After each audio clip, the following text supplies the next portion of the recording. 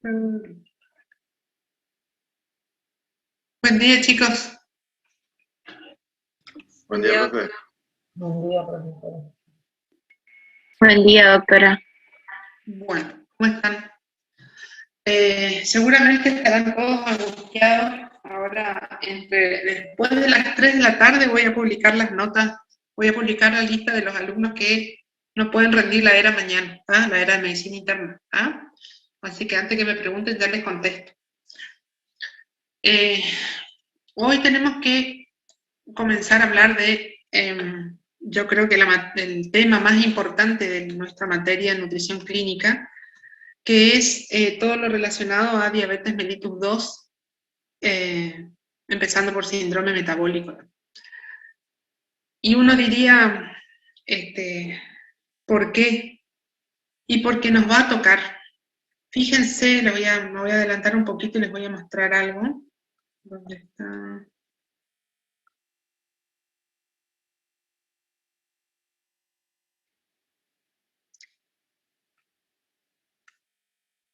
Fíjense, voy a poner lo que yo, usando la información del año 2014, había puesto en mi clase como estimación de lo que iba a ser la diabetes para el año 2025.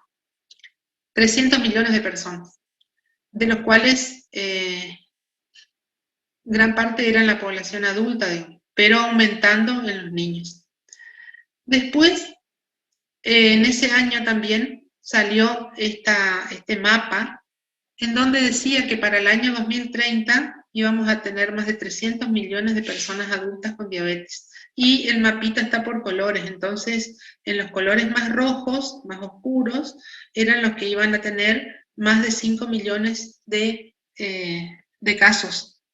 Y fíjense los lugares, aquí teníamos a Estados Unidos, obesos.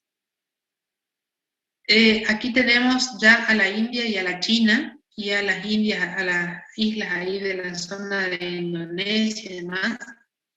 Pero fíjense lo que pasó, lo que se estimaba, esta es una estimación para el año 2030. Ya en Estados Unidos, ya quedó chico, también se agregó México.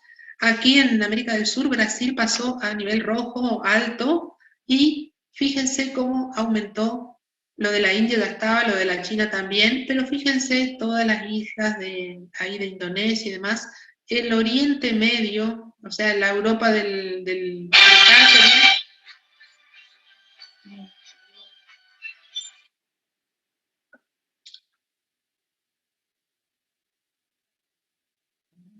Ay, ya silencio. Un segundito. Hola.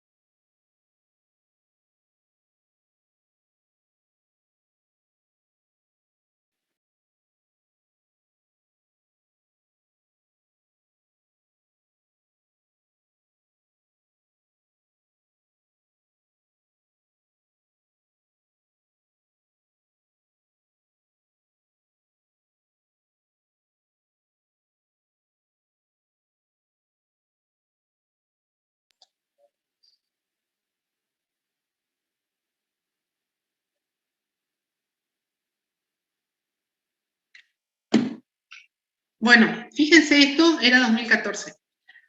Fíjense, esto es 2016, este también 2014. Fíjense que acá ya había otra estimación en donde con algunos datos, por ejemplo, 205 millones de personas con diabetes para el 2035. Van a ver que se quedó corto de vuelta. Que en el mundo había 387 millones, con una prevalencia global del 8.3. Hoy la prevalencia está mayor. Pero fíjense cómo la diabetes es una enfermedad que aparece en las personas en los países pobres, ¿sí? Y que va a crecer más en los países pobres. De esta cantidad de gente diabética, la mitad está sin diagnóstico y por lo tanto sin tratamiento. Es lo que dice acá, digamos, 1 de cada 2 personas con diabetes no sabe que tiene diabetes. Cada 7 segundos aparece una persona nueva con diabetes. 1 de cada 9 dólares que se gasta en salud, se gasta en diabetes. Por lo tanto, es un altísimo gasto. Y fíjense lo que salió, esto es lo último, esto es lo del año pasado, digamos, es lo que se publicó este año con la información del año pasado.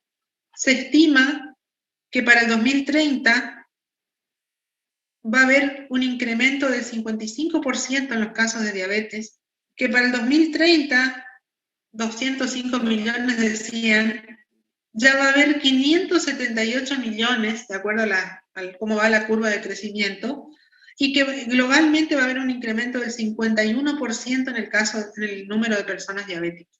Y muestra el mapita, y fíjense cómo hay lugares, por ejemplo, el África va a tener un 143% de incremento de diabetes. Después tenemos aquí el sudeste asiático, toda la zona de las Indias, de las islas y de Australia que estaban bastante protegidos, 74% de incremento. ¿Dónde está la Europa acá del Este? Otro lugar, este lugar acá, la Europa Oriental, creció un montón.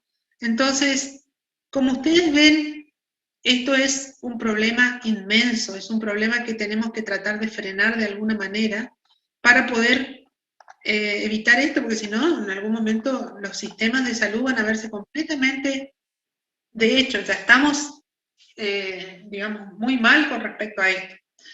Así que bueno, también es cierto que uno diría, bueno, no, pero que los diabéticos sean vistos por un especialista.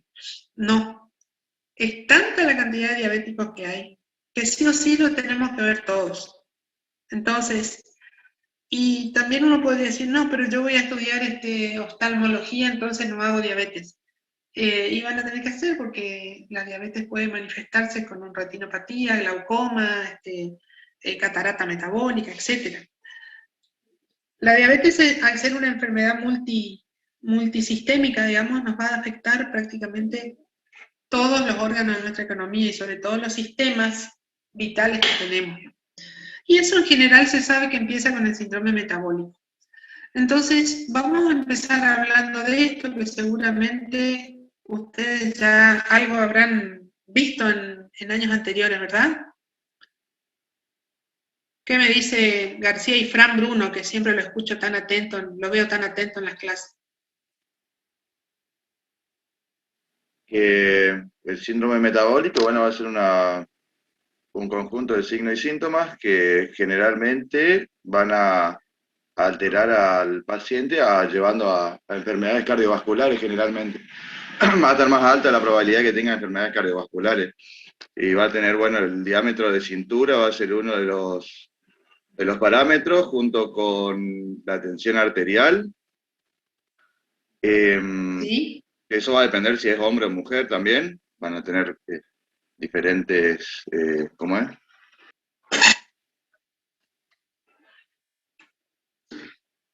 Diferentes valores.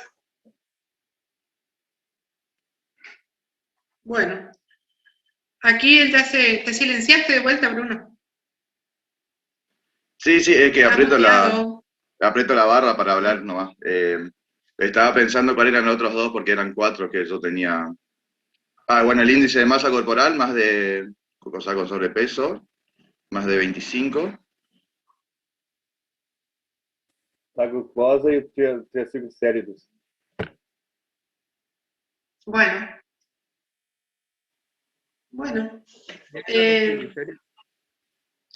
vamos a ver si lo que Bruno nos ha dicho está bien o si hay que hacer alguna corrección. Se olvidó de la diabetes, ¿no? Porque El síndrome metabólico, él lo dijo muy bien, es un grupo de síntomas y síntomas, de signos y síntomas, uno podría poner de manifestaciones clínicas y metabólicas, en donde las clínicas son la distribución de la grasa corporal y la hipertensión arterial, que creo que tampoco mencionaste, Bruno. Pero bueno, la hipertensión arterial es la base de la enfermedad cardiovascular después, ¿verdad? Y metabólicas, en donde lo que tenemos fundamentalmente es un mecanismo de tenemos insulinoresistencia, lo que nos va a dar alteraciones en el metabolismo global de los hidratos de carbono, de las grasas, y también de alguna manera de las proteínas, que condicionan un aumento de la incidencia de enfermedad cardiovascular y diabetes. Y entonces uno dice, ¿y por qué? Y sí, lo que pasa es que si ustedes se fijan en las estadísticas de mortalidad, el 60% de la población se enferma y muere de enfermedad cardiovascular. Y estamos cerca del 10% de la población que se queda diabética. Y si tomamos encima la edad por encima de los 70 años, el 14-18% se queda diabético.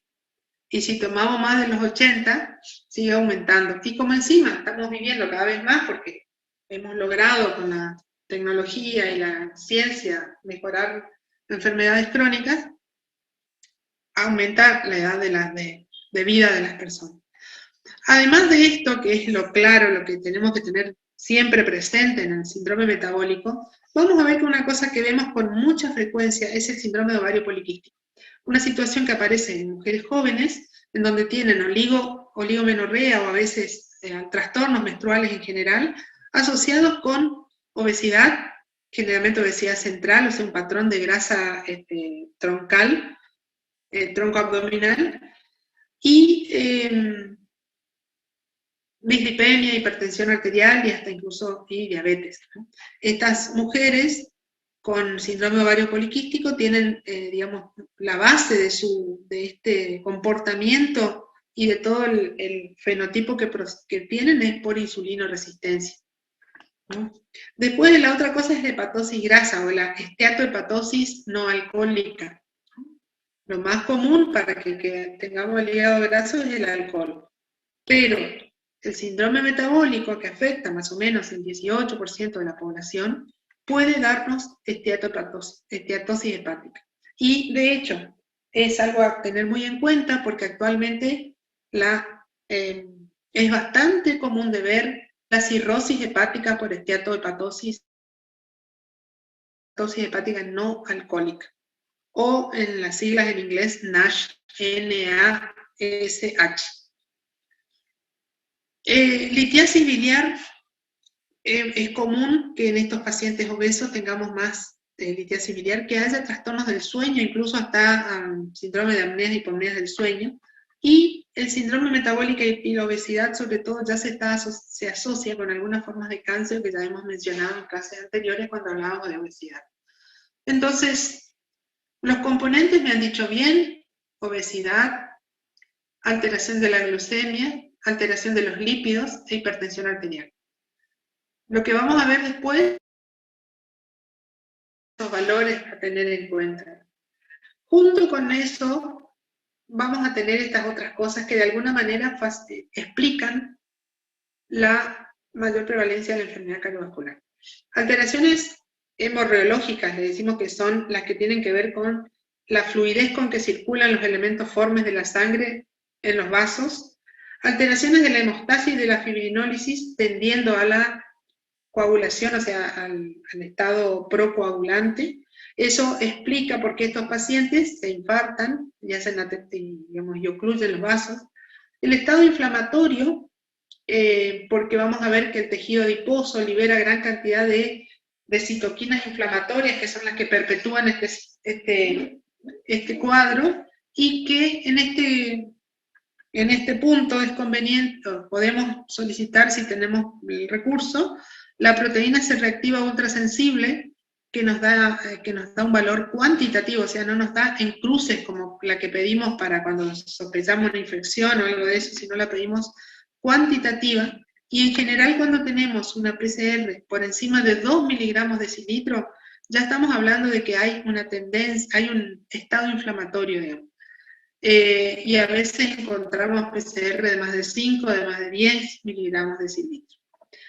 La otra cosa, bueno, y este aumento de la PCR, este estado inflamatorio, tiene que ver con el tejido adiposo inflamado, el tejido adiposo del síndrome metabólico, y de la disfunción endotelial que normalmente ocurre en estos casos, que también junto con estas alteraciones de la hemostasia, de la fibrinólisis más la inflamación, me generan una disfunción endotelial que lleva a que los capilares se ocluyan, a que tengamos oclusión vascular.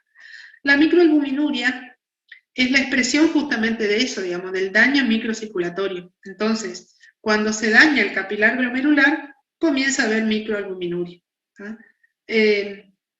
Entonces, nos puede estar indicando que está habiendo ya una disfunción endotelial por X causa. Y la esteatosis hepática, lo que les decía, causa de cirrosis, causa en Estados Unidos, esta enfermedad es la principal causa de trasplante hepático al día de hoy. Ya no son las hepatitis fulminantes ni nada de eso, es la esteatosis hepática no alcohólica, o NASH. Y como les dije, estamos en el punto de la insulinoresistencia, digamos. La insulinoresistencia sería esa situación en donde son necesarias dosis más elevadas de insulina para lograr su efecto.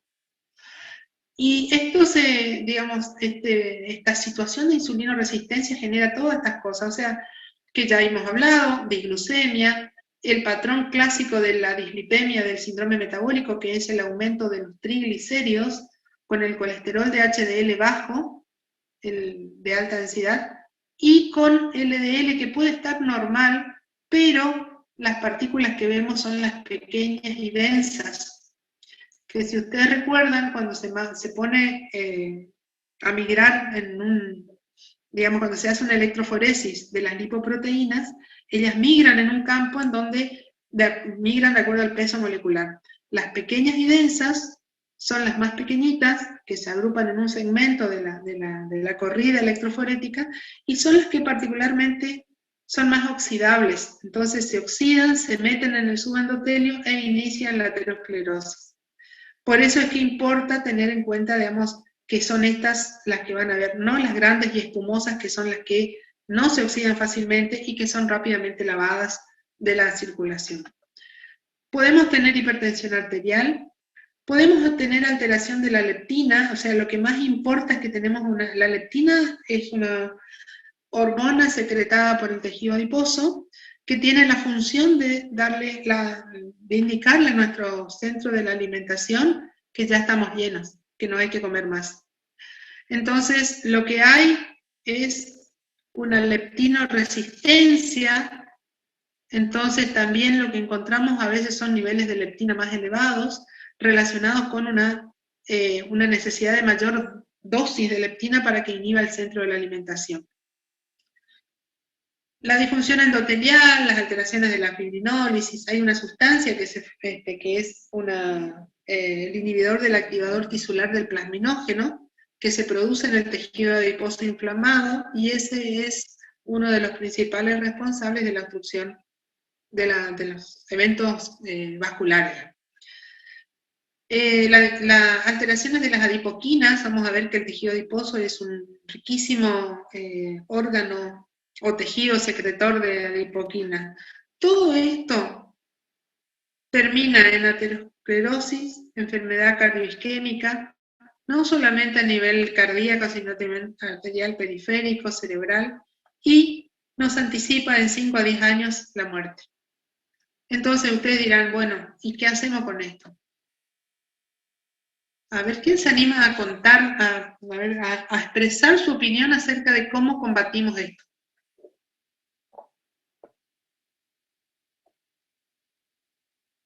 ¿Alguien se anima? Eliminando los hábitos alimentarios malos, el sedentarismo.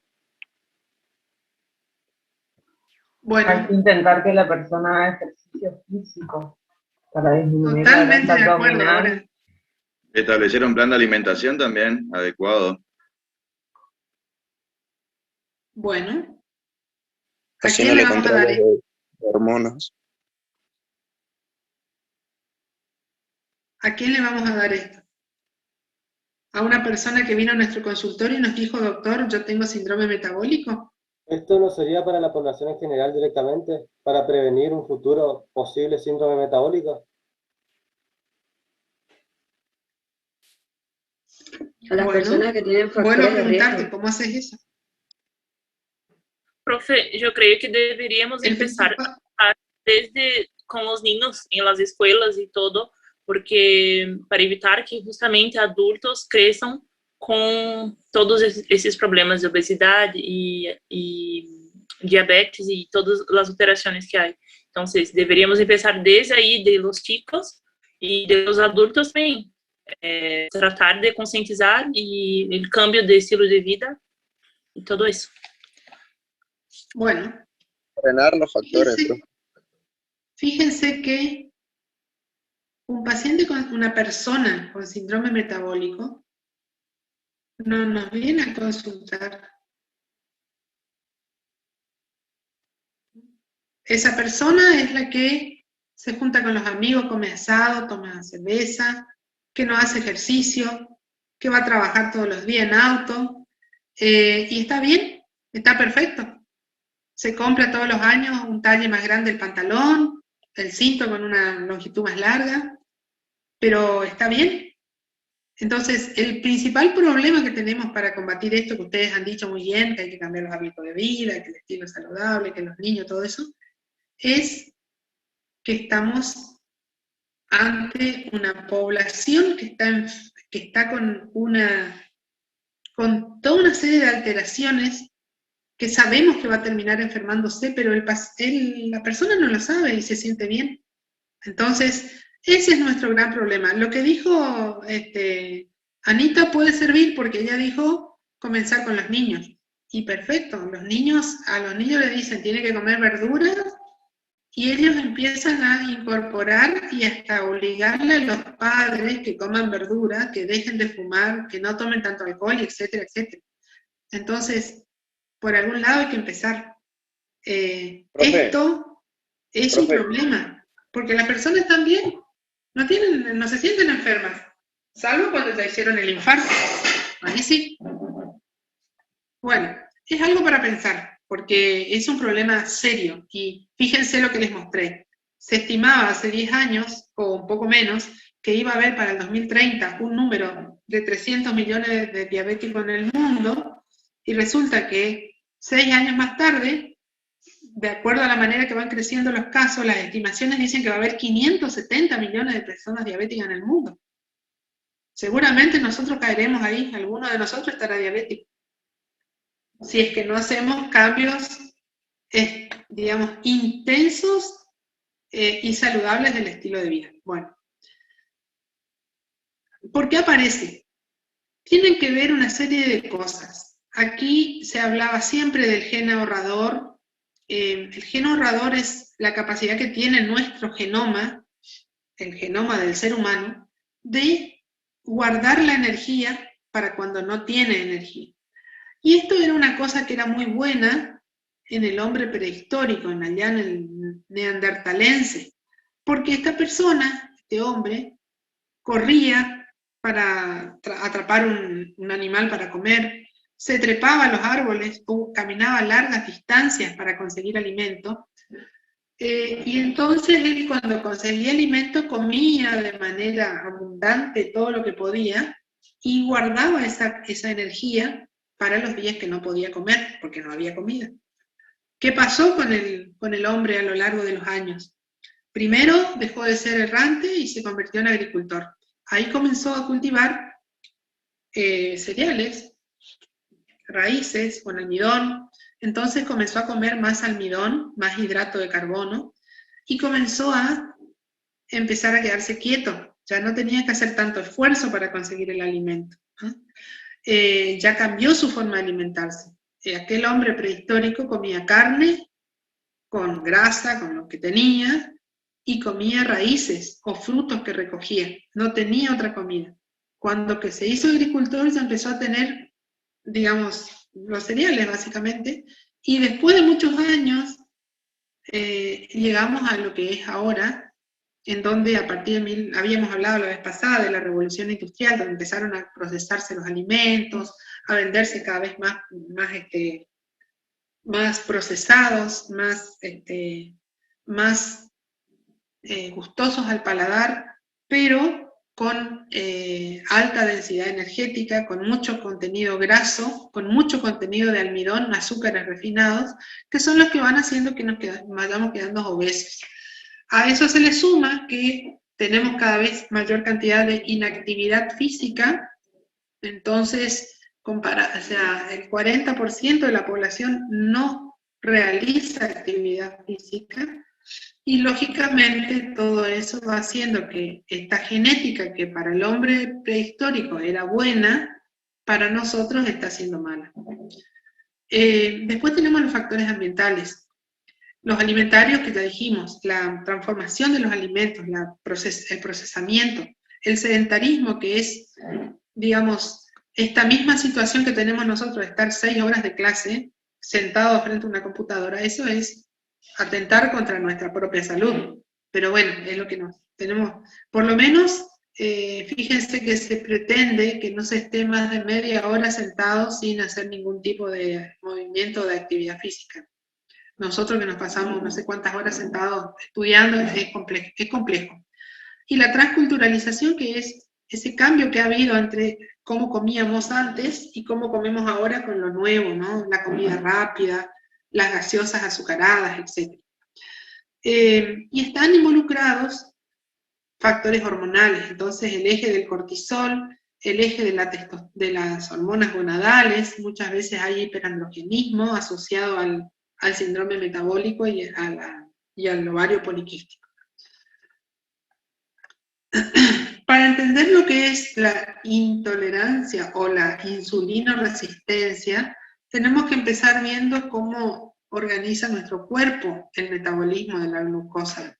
Entonces, normalmente, la glucosa se incorpora a nuestro organismo por el alimento, eso genera un estímulo para la secreción de insulina, la secreción de insulina se produce, entonces permite que se una a las células diana, que son el músculo, el tejido adiposo, la célula del enterocito, el hepatocito, y favorecen la expresión de los GLUT de membrana para que se internalice la glucosa dentro de estas células. Entonces, en condiciones normales, la secreción de insulina favorece la captación periférica y esplácnica de glucosa y suprime la producción hepática de glucosa, suprime la glucogenólisis y la neoglucogénesis. Eso ocurre en condiciones normales. En la medida que avancemos en las clases que siguen, vamos a ver que en la secreción de insulina se involucran otras cuestiones, pero bueno, recordemos que el principal estímulo para la secreción es la llegada de glucosa a la célula beta pancreática. Se libera insulina, la insulina expresa o facilita la expresión de los GLUT, los transportadores de glucosa en las superficies de las membranas celulares de las células diana, y eso hace que se internalice la glucosa a las mismas. Y a nivel del hígado, inhibe la producción de glucosa, que tiene mucho que ver con la de glucagón, porque el glucagón se eleva en ayuno y justamente lo que hace es todo lo inverso. Entonces, cuando la célula beta entra en contacto con una glucosa, con una molécula de glucosa, esta glucosa entra a la célula, se fosforila a glucosa 6-fosfato, y a partir de ahí se comienza a generar el ADP, que es el que va a generar toda la maquinaria de secreción de insulina. Cuando ocurre esto, o sea, cuando ingresa glucosa, vamos a ver que de primera instancia hay un pico de secreción de insulina que ocurre en los primeros minutos del ingreso de alimento, que tiene que ver con los gránulos de insulina preformada guardadas en la célula beta. Luego de unos minutos, generalmente más o menos media hora, comienza un nuevo pico de secreción que está dado por la síntesis de nuevo de insulina y liberación al exterior, a la circulación. Aquí ven ustedes que la glucosa es un estímulo fundamental, pero vamos a ver que también la glucosa, al ingresar, o el alimento al ingresar al tubo digestivo, libera o facilita la liberación de hormonas gastrointestinales. Dentro de ello tenemos el VIP, polipéptido intestinal vasoactivo, el GLP-1, péptido agonista similglucagón tipo 1, que son hormonas que van a estimular la secreción pancreática de insulina.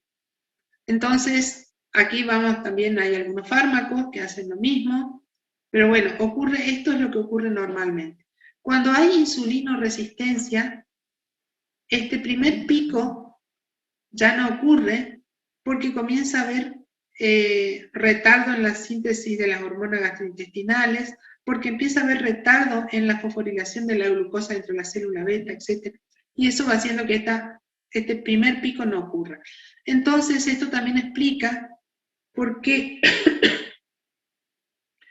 la diabetes tipo 2, los pacientes pueden pasar muchos años con la enfermedad sin darse cuenta que la tienen.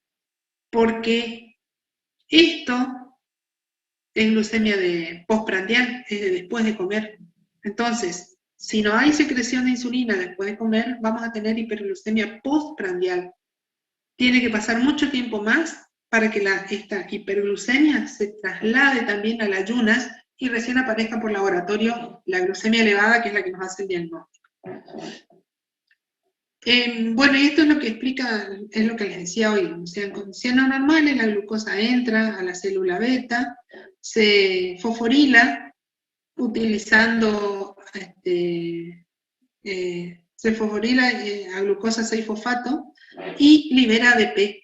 El ADP, o sea, la reducción, digamos, del ADP intracelular estimula a la despolarización de los canales de potasio. Estos canales de potasio sacan potasio y automáticamente nos lleva a la apertura de los canales de calcio, voltaje dependientes, y este calcio internalizado va al retículo, va en realidad a la zona de vesículas, digamos, y comienza a promover la llegada de estas vesículas a la pared celular para que se elimine la insulina. En el hígado, en condiciones de insulinosensibilidad, la glucosa entra por estímulo de la insulina, o sea, la insulina viene, se ubica en la pared del hepatocito, favorece la expresión del GLUT y favorece la función de la glucoquinasa. Entonces entra la glucosa, se fosforila la glucosa, y aquí, en condiciones de insulinosensibilidad, vamos a tener que la glucosa va a depositarse como glucógeno o va directamente al ciclo de Krebs, ¿no?, para obtener energía. Cuando hay insulinoresistencia, todo este mecanismo se ve trastornado. Entonces, la glucosa no se fosforila, la glucosa queda en el medio extracelular, elevándola, y la glucosa 6-fosfato no se produce, entonces no tenemos utilización de la glucosa. Bueno, y entonces ahí viene el tema, resistencia a la insulina. ¿Dónde se va a ver? Se va a ver en los tejidos que son sensibles a la insulina. Entonces, los tejidos sensibles a la insulina son estos tres. Entonces, en el adipocito normalmente existe una lipasa que se llama hormonosensible, que está permanentemente inhibida por la presencia de insulina.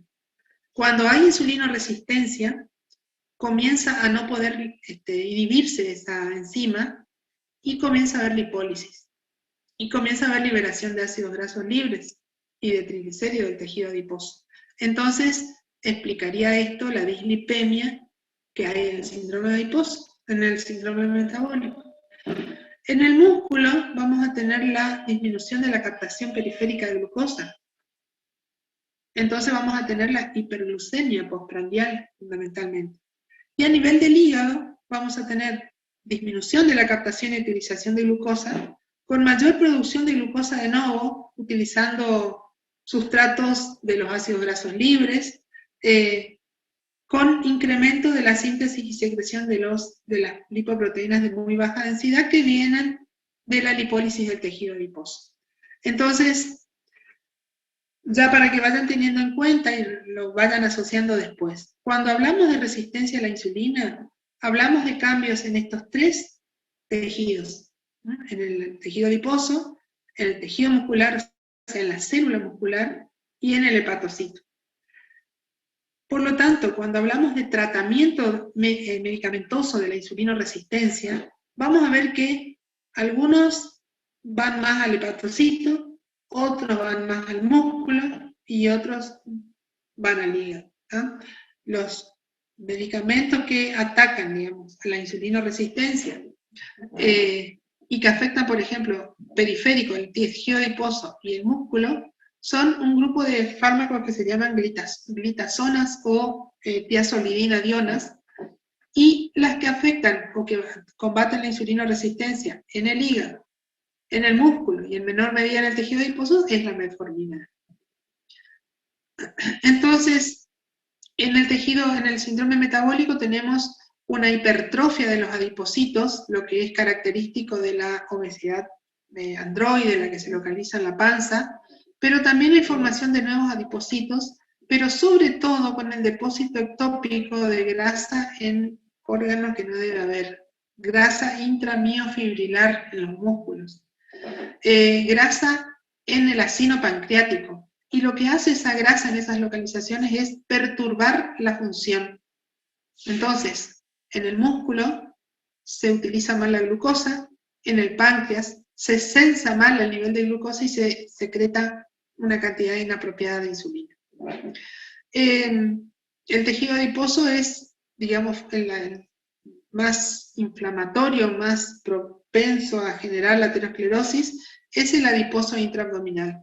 De ahí que nos importa la medición del perímetro de cintura, y aparecen estos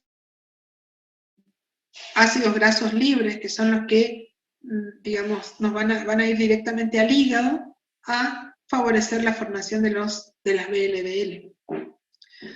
Y este es un grafiquito que lo debo actualizar de lo que es el tejido adiposo y las diferentes adipoquinas liberadas por él, digamos, en donde tenemos a la leptina, que es la hormona de la saciedad, y por otro lado tenemos a la adiponectina, que son las dos únicas antiinflamatorias que libera el tejido adiposo.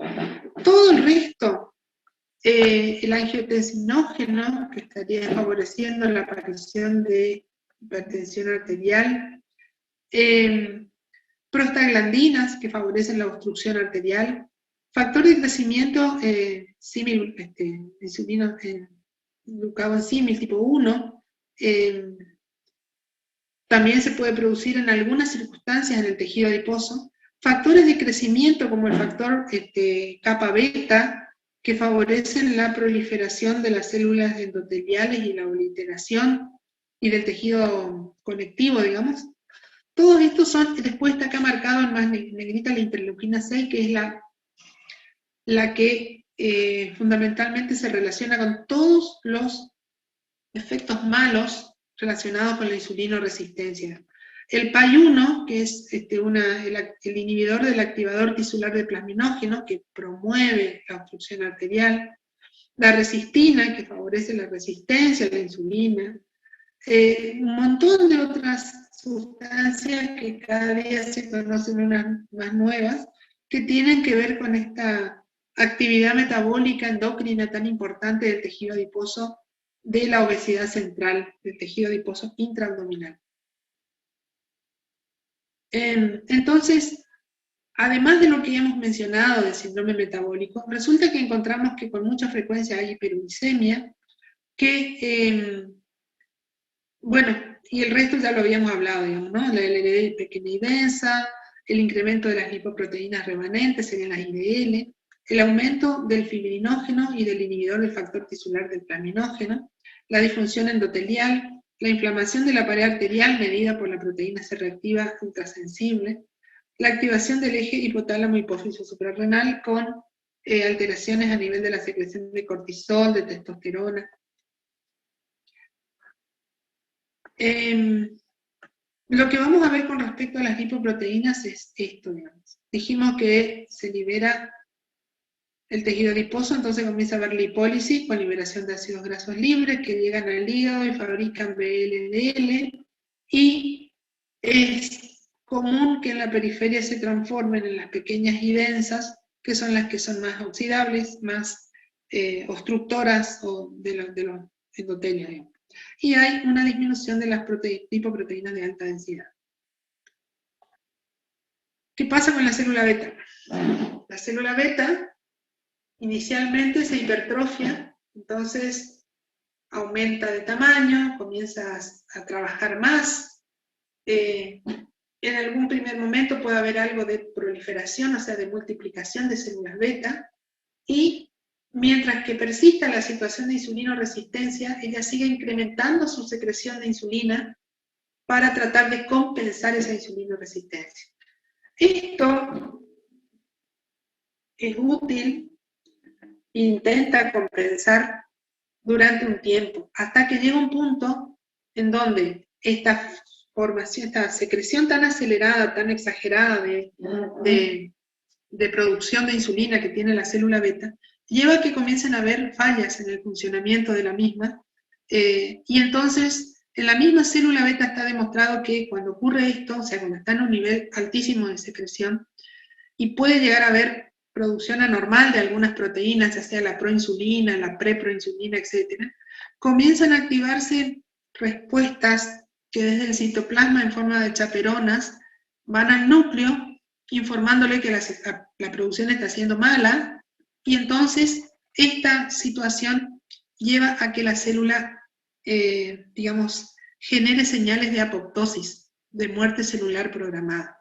Entonces, la historia es que ante el síndrome metabólico o ante la insulinoresistencia, primero tengamos hipertrofia, hiperplasia de la célula beta, desviación de la curva dosis-respuesta, o sea, trata de secretar la mayor cantidad de insulina posible, hasta que llega un momento en donde comienza a destruirse la célula beta, entra en apoptosis, comienzan a morir células, y al final vamos a tener la diabetes como una conclusión final de toda esta historia. Pero esto va pasando por etapas. Entonces, la primera etapa en donde tenemos hipertrofia, hiperplasia de células beta con desviación a la izquierda de la dosis respuesta, es la situación en donde tenemos normoglucemia, pero con un aumento de la cantidad de insulina circulante. O sea, y uno diría, ¿cómo sabemos esto? Y esto es el síndrome metabólico. Esto es el perímetro de cintura, la presión arterial, la cantosis nírica, el triglicérido elevado. O sea, no hace falta que dosemos insulina, nosotros ya sabemos qué ocurre. Entonces, primero durante muchos años esa persona obesa con perímetro de cintura elevado va a mantener la normoglucemia, hasta que comienza a verse deteriorada esta secreción porque comienza a morirse la célula beta, empieza a entrar en apoptosis.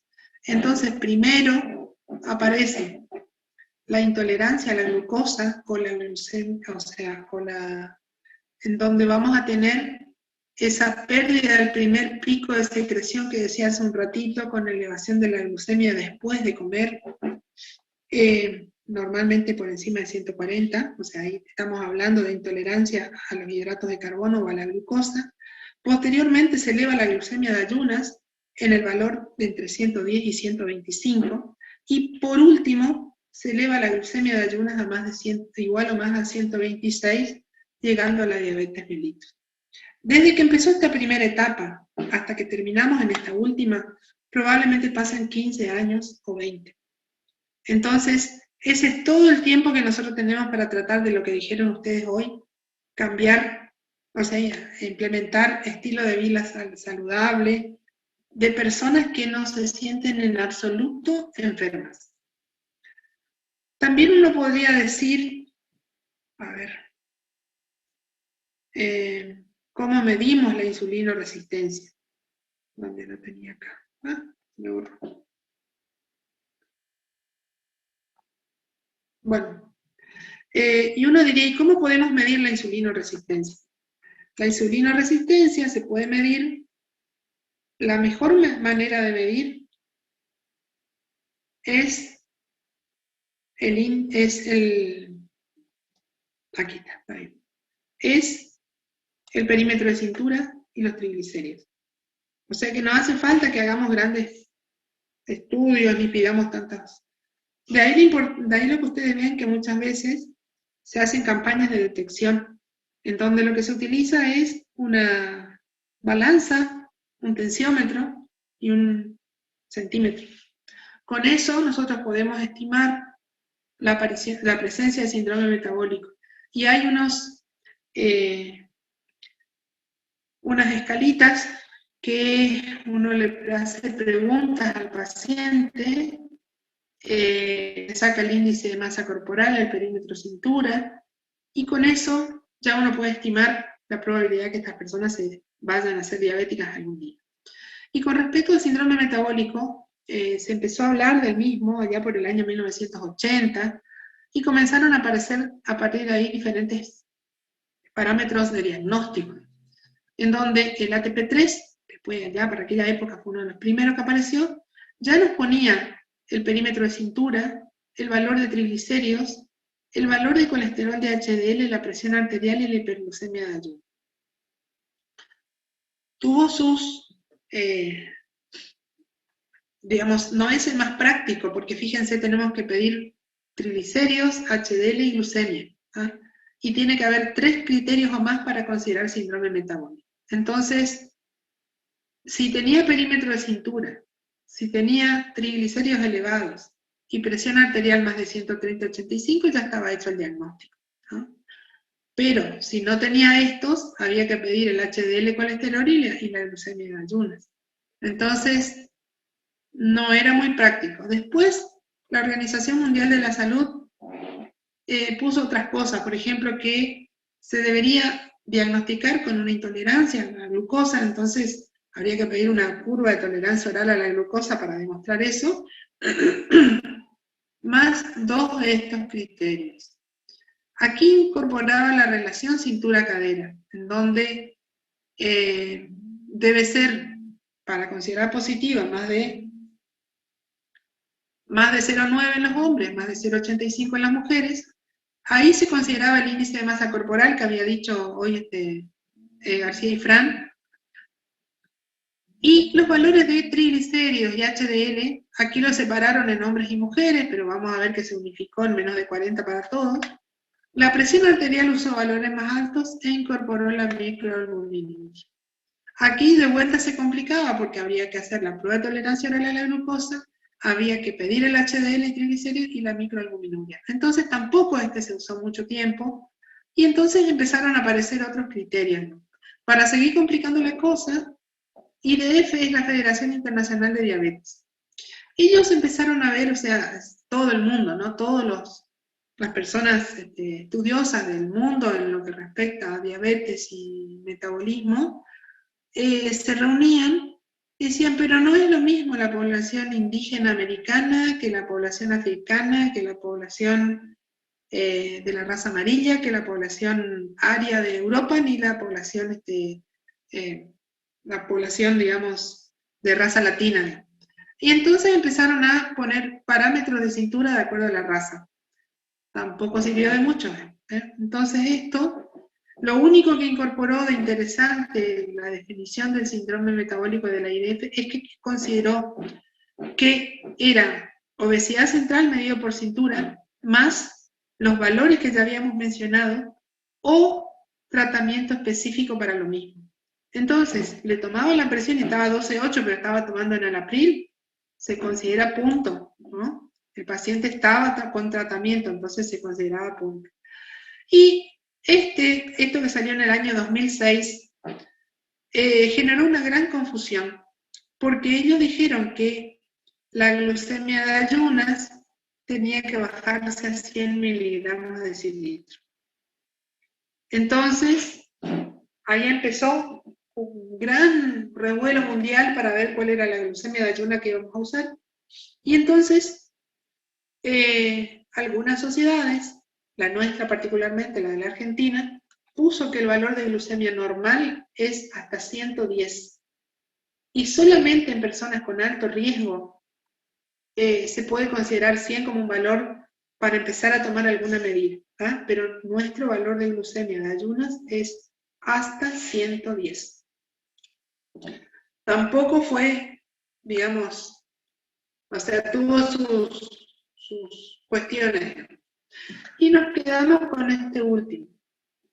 en donde ALAT es Asociación Latinoamericana de Diabetes, en donde tenemos que tener un perímetro de cintura, nos quedamos con el 102 y 88, 102 para el hombre y 88 para la mujer, más una de estas cosas, triglicéridos, HDL o en tratamiento, presión arterial o tratamiento, y glucemia de ayunos más, igual o más a 100, intolerancia a la glucosa o diabetes. Entonces, este es el que más aplica, digamos, ¿no? Y que tiene que ver con ¿no? Estos son los parámetros de cintura con los que nos quedamos. Entonces, como ustedes ven, muchas personas pueden terminar con un síndrome metabólico. En nuestro país, en la década de 1990, hicieron estudios en algunas ciudades de la provincia de Córdoba y Buenos Aires y encontraron que la prevalencia era de alrededor del 20%.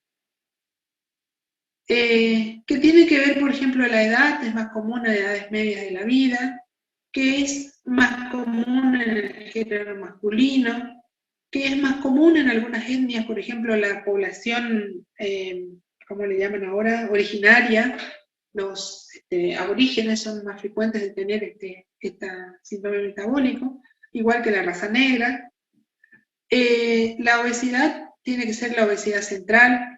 La dieta tiene que ver con la dieta esta moderna, llena de grasas y alimentos procesados, que tiene que ver con el peso al nacer, tanto si tiene mucho peso como si tiene bajo peso. Y uno diría, ¿y por qué? Porque el bajo peso es un niño que nació o que creció en un ambiente de desnutrición. Entonces desarrolló al máximo la capacidad de guardar energía. Entonces cuando sea adulto, tiene más chance de hacer una enfermedad metabólica. Y el alto peso al nacer, más de 4 kilos o 4,5 kilos, me indica que el niño creció en un ambiente diabetogénico, porque la madre seguramente tenía diabetes gestacional, y él va a tener más tendencia a tener cuando sea adulto diabetes. Entonces, tanto el alto peso como el bajo peso son factores que influyen. Factores genéticos, ya los mencionamos, factores endocrinos, el síndrome de ovario poliquístico, factores inflamatorios, en realidad el síndrome metabólico es una situación de inflamación, y hay que considerar que hay comorbilidades, dijimos cánceres, apnea del sueño, litiasis biliar, etc. Este es un mapita viejo que yo creo que seguramente también hay que actualizar, pero fíjense cómo depende del país. Hay lugares en donde, que dije, en nuestro país 20%, hay en países donde tenían muchísimo más, ¿no? Fíjense, nuestros países limítrofes, mucho más de síndrome metabólico que nosotros. Y les decía, para cuando queremos hacer estudios de investigación y confirmar que realmente hay insulinoresistencia, utilizamos este valor, este OMA, que es un modelo en realidad de cálculo, en donde utilizando la insulina de ayuno, la glucosa de ayuno, se saca un valor que indica que está normal o que indica insulinoresistencia. En general, decimos que hay insulinoresistencia cuando este valor está por encima de 2,6. También hay otro, bueno, estas cosas en general no se hacen, o sea, para estudios de investigación o cuando uno está, digamos, trabajando en hacer estudios poblacionales, digamos, específicos con presupuesto alto, uno puede hacer esto. Si quiero usar en la población común, utilizo la cintura, utilizo la toma de presión, utilizo el índice de masa corporal. Y a lo sumo una glucosa medida por tiro. Entonces, sepan que esto existe, que se puede pedir. Hay algunos endocrinólogos que lo piden, pero en realidad lo que dicen es que no es una cosa que nosotros, digamos, que sea indispensable solicitar. Ustedes miden una cintura, tiene más de 102, y la triglicéridos están más de 150, y casi con toda seguridad que debe tener un síndrome metabólico con algo de insulinoresistencia. Entonces, aquí viene el problema. Estrategia de prevención primaria, o sea, estamos buscando personas con una condición pero que no están enfermas. Detectar personas con riesgo aumentado de padecer enfermedad cardiovascular. El radio está acá de 1.6 a 1.78. Y fíjense que para diabetes mellitus está entre 3 y 12.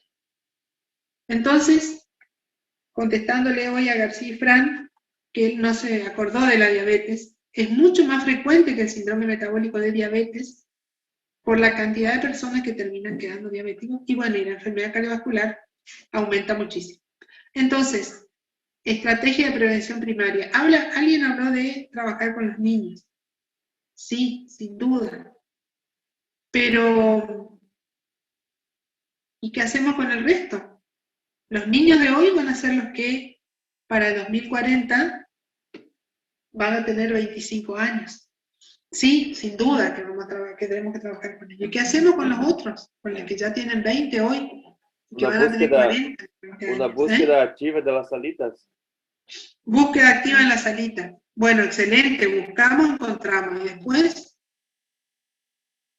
Y después encaminamos el tratamiento, encaminamos para los médicos de la salita para que se pueda empezar el tratamiento. Bueno, ¿y qué tratamiento? ¿Un El tratamiento más farmacológico o de, como dicen mis compañeros, de actividad física, alimentaria, multidisciplinario el tratamiento? Bueno, fíjense que yo dejaría los medicamentos para lo último, porque ¿cómo solucionarían fácil esto? ¿Qué hay que buscar? Como es el cotidiano de la persona, de lo que él hace el día, cómo puede hacer los cambios de la actividad, todo lo que ya dijeron.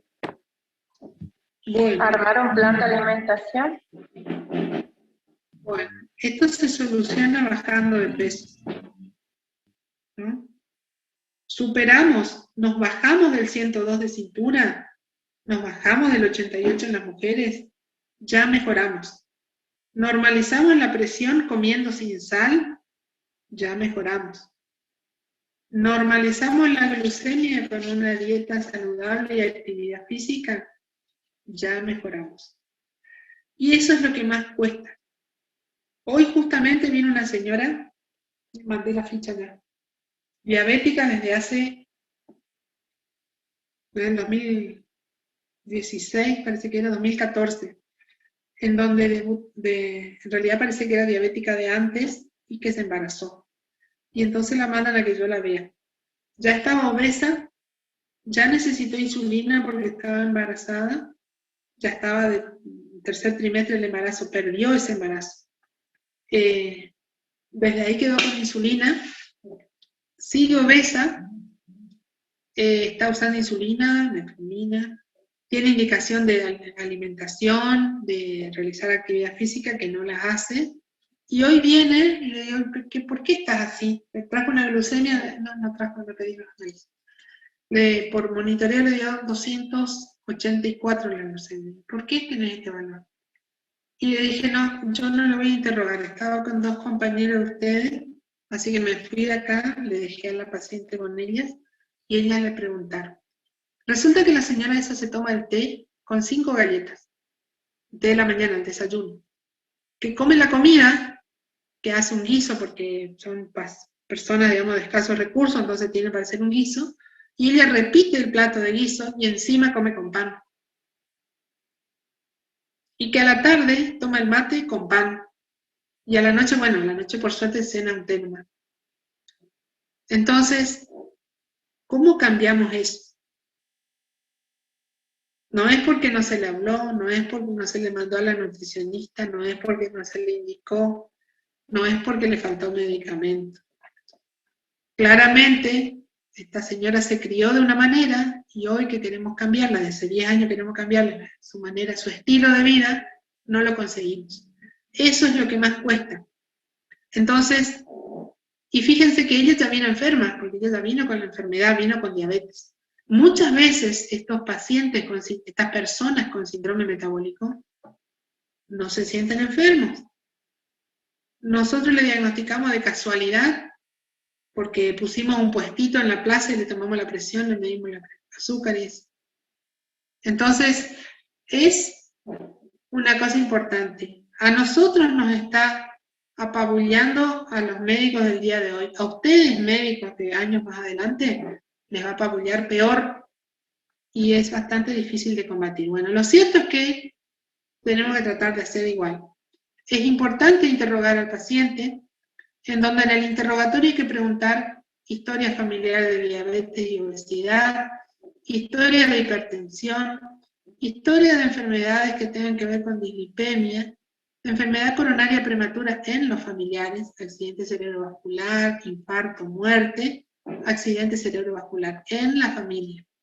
Hay que investigar hábitos alimentarios, tabaco, alcohol, actividad física, cambios en el peso a lo largo del tiempo, alcoholismo, el peso con el cual nació, acuérdense que dije bajo peso o alto peso.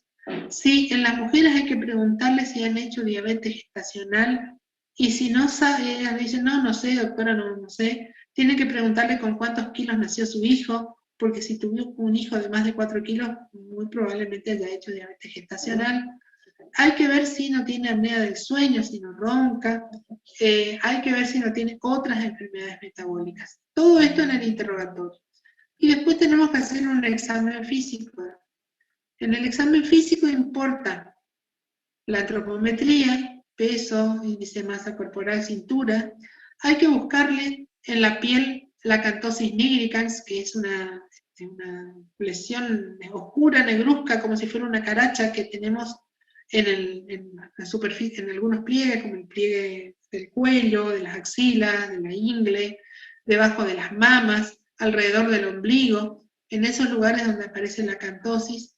El hirsutismo, que es un pelo en lugares, digamos, que tiene que ver con secreción hormonal, digamos, que aparece en lugares donde no tiene que aparecer, o sea, básicamente barba o bigote en las mujeres, o pelo en el pecho. Santelasmas, que son nodulitos de color amarillento, grisáceo, que se localizan en las superficies, en el subcutáneo, a veces lo encontramos en el párpado, pero también en la superficie extensora de los miembros inferiores y superiores. Tenemos que fijarnos los pulsos y la presión arterial. Hay que hacer un examen respiratorio, ya apuntando a que por las dudas no haya una apnea del sueño. Cardíaco, buscando los elementos que nos indiquen que haya ya daño de órgano blanco por hipertensión arterial. Y abdominal, entonces buscamos choque de punta, si no hay un cuarto ruido, si no hay un soplo, a nivel abdominal si no hay soplo, si no se palpa la aorta abdominal. Y también a nivel abdominal tenemos que ir a buscar la hepatomegalia, porque dijimos que estos pacientes pueden tener esteatosis. Y después después de hacer todo esto, tenemos que hacer estudios para confirmar. Entonces, se impone pedir una glucemia, y depende del valor, una prueba de tolerancia oral a la glucosa, colesterol total, HDL, triglicéridos, acuérdense de esto siempre, colesterol total, HDL, colesterol HDL y triglicéridos. Con estos tres, ustedes pueden, si los triglicéridos son menores a 250, hacer el cálculo del colesterol de LDL, que de hecho la mayoría de los laboratorios hacen ese cálculo para informarnos del valor del LDL, no lo dosan. Después tenemos que pedir un hepatograma, porque puede ser que tengamos ya enzimas elevadas por la esteatosis, uricemia, generalmente elevado tanto en hombres como mujeres, el hemograma, que puede tener poliglobulia, digamos. Podemos pedir el fibrinógeno, la proteína C reactiva ultrasensible, para ver los valores, y podemos acompañar con una ecografía hepática. Y después nos queda, ¿qué le vamos a pedir bueno, lo que les dije, digamos, a eso de que les mencioné, podemos pedir una microalbuminuria y una creatinina, como para saber cómo está la función renal. Una estrategia de prevención primaria es establecer el riesgo cardiovascular de las personas. Entonces, hay diferentes maneras, pero todo esto se ha sintetizado en esto. Esta planillita son los gráficos de digamos, de la manera de buscar el riesgo cardiovascular global en nuestro país. Esta tablita viene en un librito de bolsillo donde uno rápidamente puede acceder a la misma y sacar el riesgo cardiovascular de las personas. ¿Qué está el riesgo? ¿A qué nos referimos con riesgo? Al riesgo de padecer un evento cardiovascular mayor en los próximos 10 años. De tener una ACV, de tener un infarto o una muerte súbita. Entonces, fíjense ustedes, acá está dividido a las personas en sexo, en fumadores y no fumadores, y en diabéticos y sin diabetes. Y fíjense cómo al mismo nivel, fijémonos acá por ejemplo, hombres con diabetes mellitus, fumadores, y hombres sin diabetes mellitus, no fumadores. Fíjense cómo, si tomamos, supónganse acá, este paciente de 70 años, que tiene un colesterol de 190, que es el que está en esta línea, y que tiene una presión arterial de 160, que está en color amarillo, y fíjense que este mismo paciente, no fumador, diabético, de la misma edad, con los mismos valores de laboratorio, ya cambió el color acá. Ya está de mayor riesgo, y dice que, de acuerdo al color, tiene un 20% de probabilidad de presentar un evento cardiovascular mayor en los próximos 10 años. Y así sucesivamente. Si se fijan, por ejemplo, encima, el fumador, si comparan el fumador con el no fumador, peor todavía, ¿no?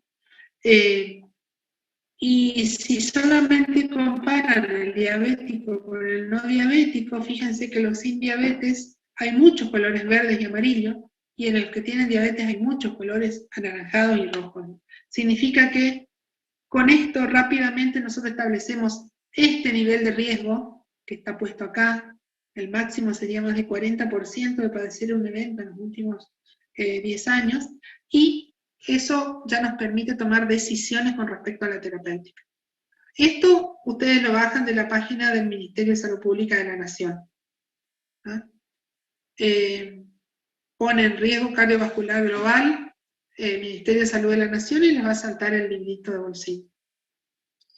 Entonces, teniendo en cuenta esto, nosotros vamos a establecer los niveles de riesgo, ¿no? Cuanto más factores de riesgo, más alto el riesgo y más probabilidad de tener un evento cardiovascular. Entonces, esto es de la Sociedad Argentina de Diabetes de hace un buen tiempo atrás, y fíjense que ponía presión para los riesgos muy altos, un valor de presión, para los riesgos altos, perdón, y si muy alto, una presión más baja. Lo mismo que la glucemia, lo mismo que los triglicéridos y el colesterol HDL. Esto se pone siempre al colesterol LDL como primer objetivo, y si no se puede tener colesterol LDL, hay que empezar a usar el colesterol no HDL, que consiste en sacar la resta entre el colesterol total menos el HDL. Y normalmente ese colesterol no HDL es 30 miligramos por ciento más que el 30 miligramos más que el LDL. Entonces, con todo esto que hemos visto, si tienen que usar medicamentos, ¿qué medicamentos usarían?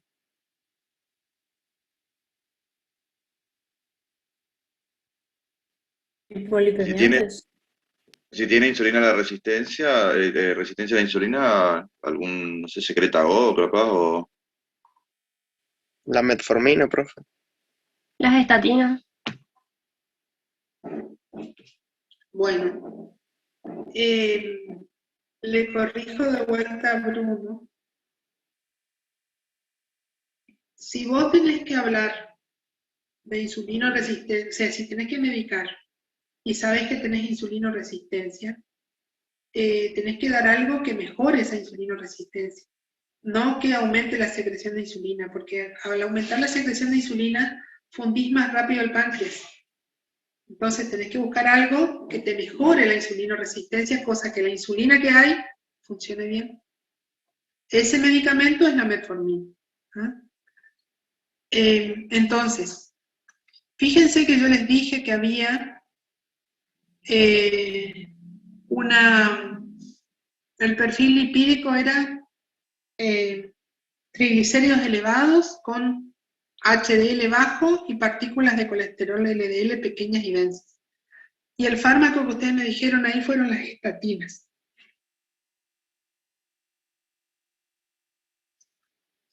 Sin duda que las estatinas son las que más impactan en prevención, pero para medicar ese perfil lipídico, triglicéridos altos, con colesterol total normal, HDL bajo y colesterol de LDL con partículas pequeñas y densas, tenemos que usar los fibratos de primera instancia, no las estatinas.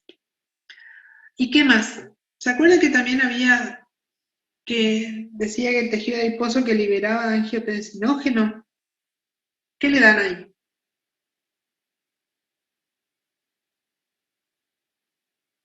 ¿Se acuerdan que había microalbuminuria?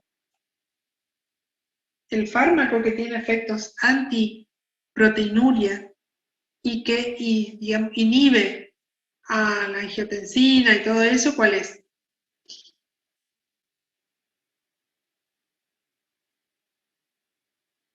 El enalapril, los inhibidores de la enzima de conversión de angiotensina, ¿no? Entonces, entre los medicamentos tenemos la metformina, que actúa en insulinoresistencia, las tiazolidinadionas, que son son también medicamentos que actúan en insulinoresistencia por un mecanismo diferente, activando unos PPAR gamma de las células en cuestión, y ECA o ARA2, o sea, inhibidores de la enzima de conversión o agonistas del receptor de angiotensina. Dijimos que hay disfunción endotelial, y que hay tendencia a la oclusión y que hay aumento del fibrinógeno y todo eso, así que hay que ponerle aspirina. Y depende de lo que está en el perfil lipídico, pero de lo primero, de acuerdo al perfil lipídico clásico, sería poner fibratos. Si el colesterol total está elevado, no tengo duda, pongo estatinas primero. Y acá está puesto el Orlistat en signos de pregunta. ¿Por qué les parece a ustedes que está ahí?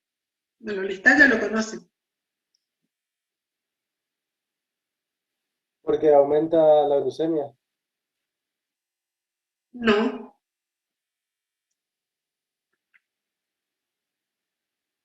El Orlistat es un inhibidor de la lipasa pancreática. ¿Se acuerdan? Se usa para obesidad, para tratamiento de la obesidad.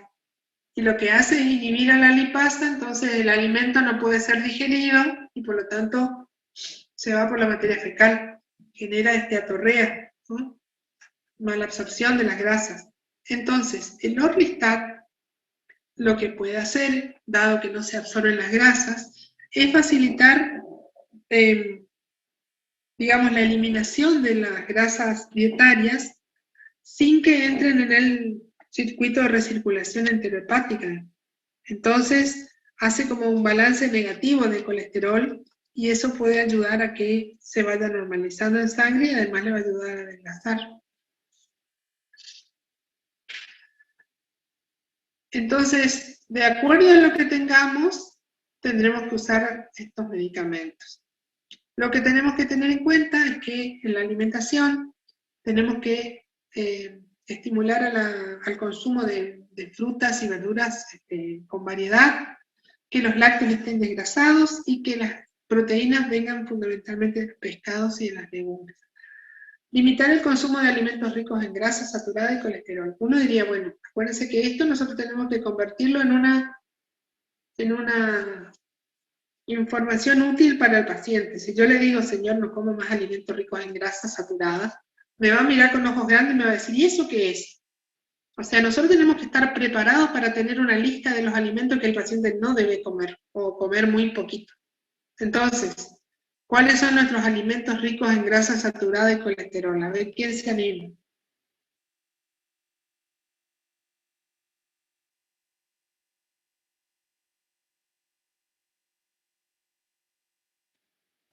Todo lo que es chatarra, papas fritas, El hamburguesas. asado. El asado, qué problema, ¿no? Bueno, comida chatarra, snacks, las papas fritas, los chisitos, Las gaseosas. los palitos salados, los bombones, las facturas, ¿no? Esas son las cosas que tienen grasa saturada y colesterol. Limitar la sal a 2.400 miligramos de sodio por día. Eso equivale a cocinar con una muy pequeña cantidad de sal y sin agregarlo en el plato.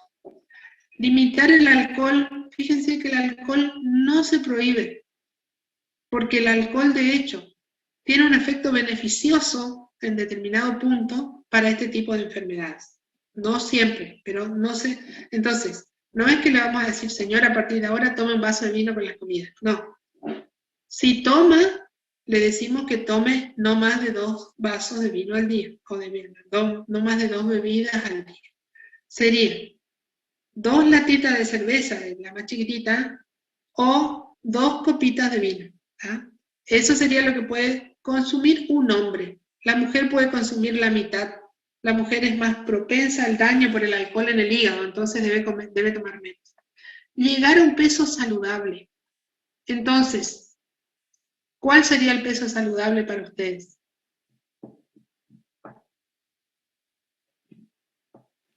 Va a depender de la persona o no el peso saludable. Depende del Bueno. índice de masa corporal. Depende de su talla para sacar el Bueno. bien.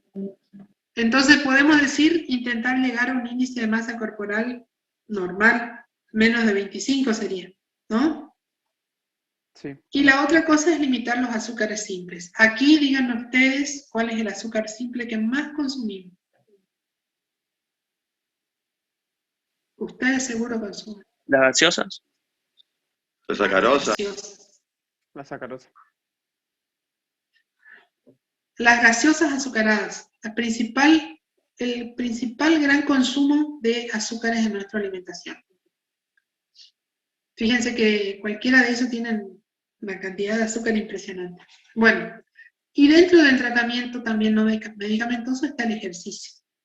Entonces, cambiar el hábito sedentario. Desde el primer día, señor, deje el auto, vaya caminando. Bueno, depende de dónde vive, ¿no? Señor, no use más el ascensor, suba por la escalera. Saque a pasear al perro caminando. Bueno, actividad cotidiana. A mediano plazo, entonces, significa que en los próximos 2 a 3 meses tenemos que proponernos que cumpla 3 a 5 veces a la semana salir a caminar o hacer alguna actividad física aeróbica de no más de 30 minutos de duración. A largo plazo, una vez que se consiguió un entrenamiento con este inicial, aumentar frecuencia e intensidad. Entonces significa que voy a caminar todos los días y voy a caminar más rápido, ¿no?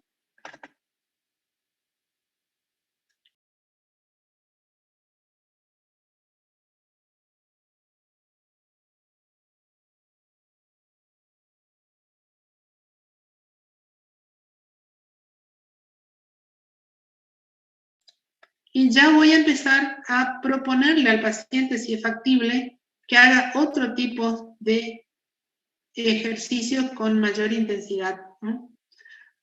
Y es muy importante, antes de pasar al mediano plazo nomás, de fijarnos cómo está nuestro paciente. Entonces, si es un sujeto de más de 30 años, que está obeso, que ya es hipertenso y diabético de mucho tiempo de evolución, yo debo sospechar que ese hombre tiene una cardiopatía ya, isquémica obviamente, o que tiene una arteriomatosis carotidia o de los miembros inferiores. Entonces, deberíamos mandarlo a que sea evaluado cardiovascular. Entonces, con un electrocardiograma, tal vez un ecocardio, un Doppler de miembros inferiores, para asegurarnos de que no tengamos sorpresas cuando lo mandamos a caminar con mayor intensidad. Por ejemplo, una angina de pecho, un infarto, una isquemia del miembro inferior, ¿no? Como secundario a un ejercicio intenso sin estar preparado, controlado previamente. Entonces, ¿fácil o no fácil? Lo que hay que hacer con el 20% de la población que tiene síndrome metabólico. Es re difícil. Y sobre todo necesita un convencimiento del médico para, digamos, ser inflexible en lo que tiene que conseguir en el paciente. Y si no consigue, estimularlo a que se consiga. Y tiene que ser permanente. Porque si no, vamos a terminar todos enfermos y agobiados de atender tanta gente que encima no anda bien. Y vamos a tener que gastar cada vez más porque estas pacientes se infartan, hay que colocarle stent, hay que hacerle cirugía cardiovascular de revascularización, hay que ponerle bombas de insulina, hay que hacerle... El costo de atención va aumentando cada vez más en la medida de que se va presentando las complicaciones del síndrome metabólico. Cuando que con una intervención económica, sencilla como es cambios intensivos en el estilo de vida sin ningún medicamento, podemos solucionar el problema en un alto porcentaje de casos. Bueno, la cuestión es que es muy difícil, es algo que nosotros insistimos desde la medicina, pero en el diario, la cosa de todos los días nos cuesta mucho lograr. Debemos no claudicar en el intento y seguir intentando. Bien, ¿alguna pregunta con respecto a esto? ¿Algún aporte, algún comentario, algo que quieran decirme? No los estoy aburriendo mucho.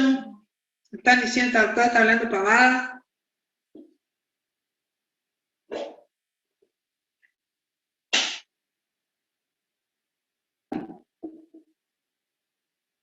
¿No? Bueno. Vamos a entrar en dos cositas nomás de diabetes porque ya estamos medio en tiempo. La diabetes mellitus debe diferenciarse de la diabetes insípida, porque son dos cosas diferentes. ¿Alguien me podría decir cuál es la diferencia entre una y la otra?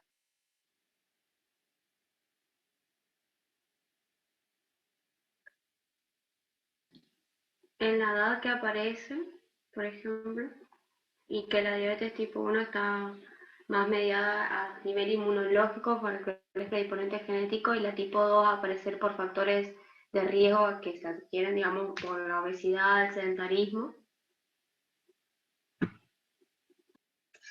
Sí, eso es para diabetes mellitus. Y la diabetes Que insípida... uno se relaciona con la insulina y el otro con la hormona antidiurética, o sea, nada que ver.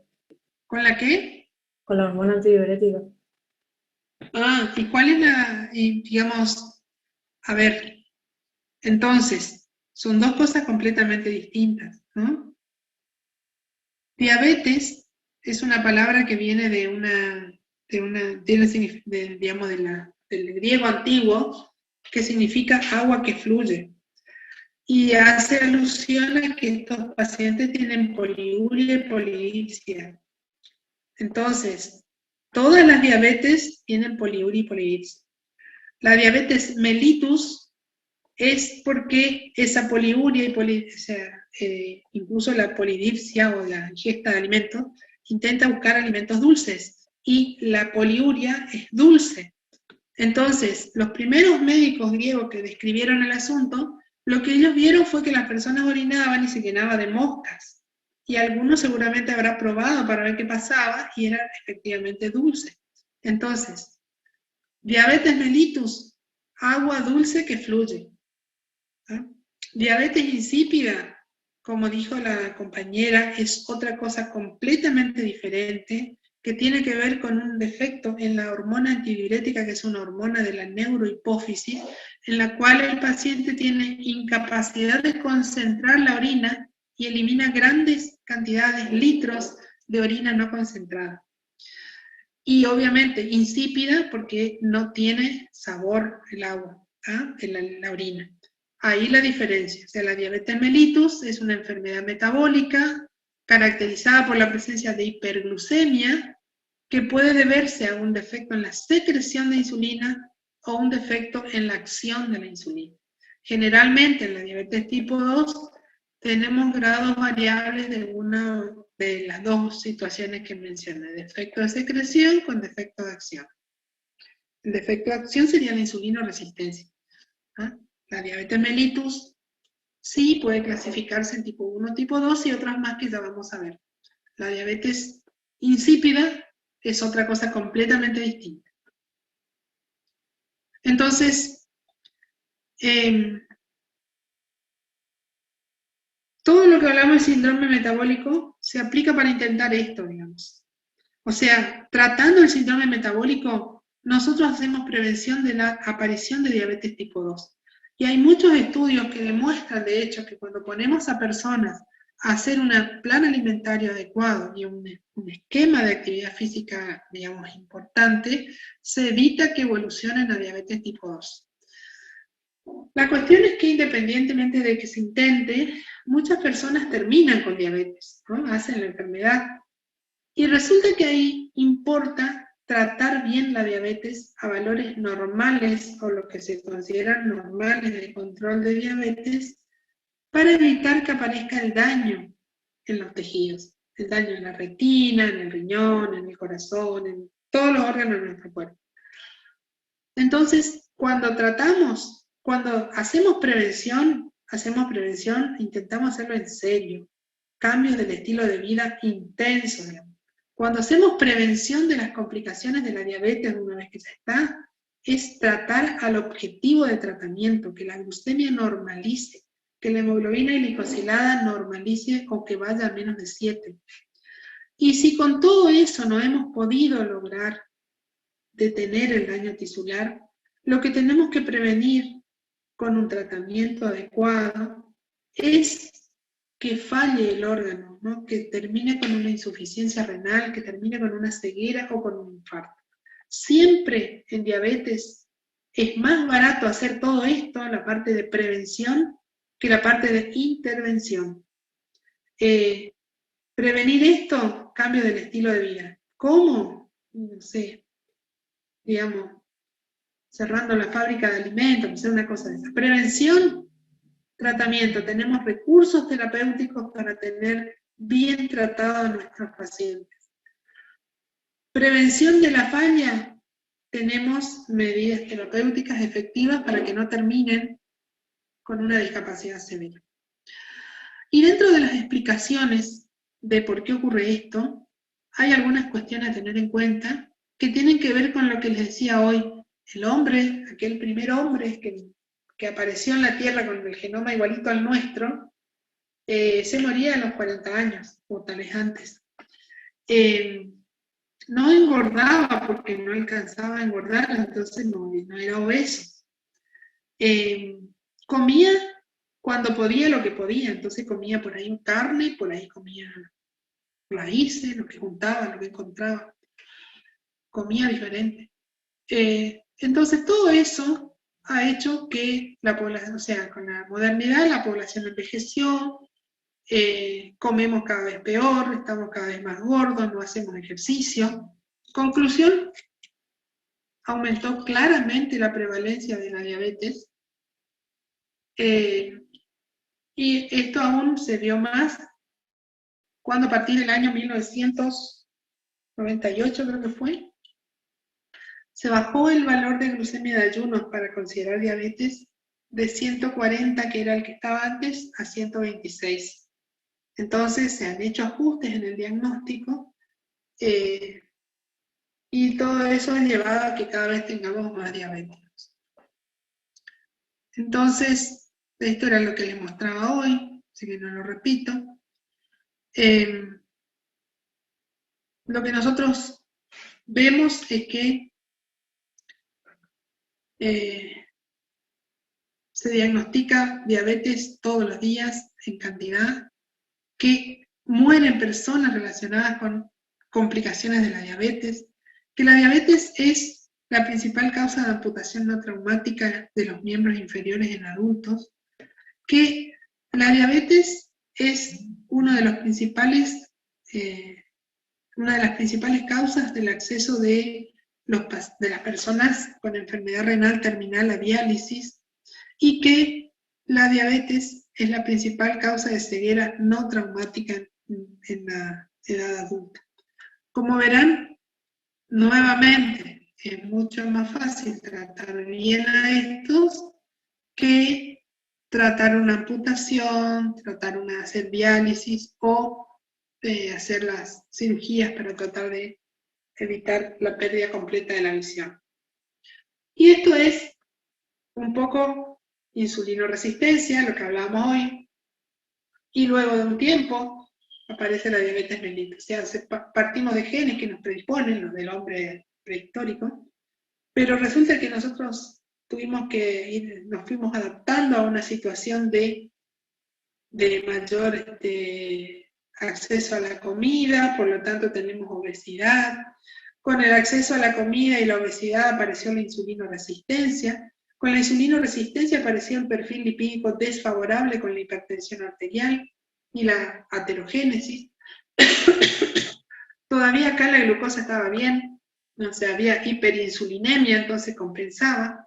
Después, esto pasa 5, 6, 10 años, venimos hasta otra etapa en donde ya comienzan a haber problemas. Entonces, por ejemplo, al haber un déficit en la secreción de insulina, vamos a tener aumento de la glucemia, entonces ya comienza a haber disminución en la tolerancia a la glucosa. Pero ojo, el azúcar ya está alto y eso me genera la disfunción de los endotelios que me lleva a que las arterias se tapen, a la macroangiopatía, entonces al infarto, a la ACV. Y lo que muchas veces se ve es que hacemos diagnóstico de diabetes en el paciente que se infartó y está en la unidad coronaria o en la terapia intensiva. O sea, que no tenía diagnóstico y ya debuta con un cuadro, digamos, de afección macrovascular. Menos frecuentemente que aparezca en esa etapa la microangiopatía. La microangiopatía va a aparecer muchos años después, pero ya tenemos acá que la presencia de macroangiopatía se anticipa a la aparición de la diabetes mellitus 2. Entonces se trata de ejemplificar esto con este iceberg en donde tenemos la mayor parte del problema empezando muchísimos años antes y manifestándose al final, mostrando solamente una partecita de todo lo que es. Y vemos esto, digamos, ¿no? La diabetes siempre va a ser una enfermedad complicada, digamos, una enfermedad que requiere tratamiento a objetivo de control. Por esto, 4 veces más riesgo de ACV, 3/4 de los pacientes se mueren por eventos cardiovasculares, se amputan las piernas, insuficiencia renal crónica, retinopatía. No es una enfermedad leve nunca, es siempre una enfermedad que requiere mucha intervención. Aquí les muestro lo mismo, simplemente ejemplificándole a lo largo del tiempo, ¿no?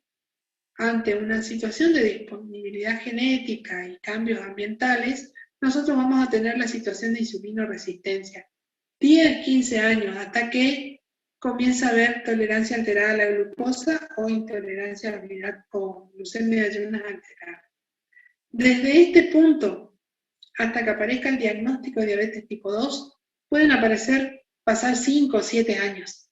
Y a partir de la hiperglucemia permanente, evolutiva, van a ir apareciendo las complicaciones. Dijimos que acá ya había complicaciones macrovasculares. Luego de 5 años de hiperglucemia sostenida, vamos a tener complicaciones microvasculares, la retinopatía, la nefropatía, la neuropatía. Si esto sigue, 10, 15 años del comienzo de las complicaciones, el paciente va a tener algún grado de discapacidad, o perdió parte de la visión, o puede estar con una amputación, o está en diálisis, o pronto a entrar en diálisis por insuficiencia renal. Conclusión, este paciente con todo esto tiene una sobrevida de 5 años, por lo menos que una persona de su misma edad que no tiene diabetes. Entonces, esta es la última. Los síntomas de la diabetes son estos cuando consultan, ¿no? Entonces, La polifagia, siempre están con hambre. La poliuria dulce. La polidipsia, toman litros, eso es muy notorio de noche, en donde dicen que no descansan porque todo el tiempo están tomando agua y orinando, que van perdiendo peso sin haberse cuidado para lo mismo. Muy común las infecciones, digamos, genitales, entonces vaginales en la mujer y las balanopostitis en los hombres. La sensación de adormecimiento en los miembros inferiores, que nos habla de neuropatía aguda. La visión borrosa, que tiene que ver con el empañamiento o el enturbamiento de los medios refractarios del ojo, del humor vítreo, del humor acuoso, porque se quedan, digamos, como glicosilados, o sea, se quedan, digamos, con glucosa que se introducen en estos humores y eso deja la visión borrosa. Eso, por suerte, se normaliza la glucemia con medicación, tratamiento, y eso mejora. Otra cosa muy común es la disfunción eréctil en el hombre. Yo diría que hasta el 30% de los pacientes diabéticos comienzan, hombres, al inicio de la enfermedad tienen problemas sexuales, que las heridas no sanan y que siempre hay un cansancio, una astenia permanente. La semana que viene, bueno, y esto, 2 valorcitos más. Diagnóstico. Y ustedes dirán, ¿por qué se bajó el punto de diagnóstico de la diabetes a 126? Bueno, los yankees, que son los que más hacen estudios de investigación, ellos vieron que las complicaciones microvasculares de la diabetes, o sea, en la retina, en el riñón y en los nervios, comenzaba cuando la glucemia empezaba a subir por encima de 7 milimoles litro, que es el equivalente a 126 miligramos de decilitro, que es el valor que nosotros usamos. Entonces, se puede hacer diagnóstico de diabetes por glucemia igual o mayor a 126, repetida en la semana, el segundo o tercer día ya se repite de nuevo que tiene que dar igual, o sea, más de 126. Se puede hacer diagnóstico por prueba de tolerancia oral a la glucosa. Entonces, glucemia a las 2 horas mayor o igual a 200. Si está entre 200 y 140, estamos, o sea, 7.8 milimoles y menos de 11 milimoles, .1, estamos hablando de intolerancia a los hidratos de carbono. Y si nos da menos de 7.8, decimos que la prueba está normal, no menos de 140. Nosotros no usamos hemoglobina glicosilada para diagnóstico porque no la tenemos estandarizada. Entonces, de acuerdo al laboratorio, la hacen por diferentes métodos y eso no es, digamos, no podemos tomar conclusiones respecto a eso. Y la otra forma de diagnosticar es con la glucemia en ayunas, la glucemia al azar, en presencia de síntomas de hiperglucemia, o sea, polidipsia, poliuria, polifagia, pérdida de peso. Lo vamos a dejar acá. Vamos a seguir la semana que viene con el mismo tema. Nos queda hablar mucho de diabetes, del laboratorio de la diabetes, de las complicaciones agudas y crónicas de la misma. Así que bueno, ¿alguna pregunta al respecto?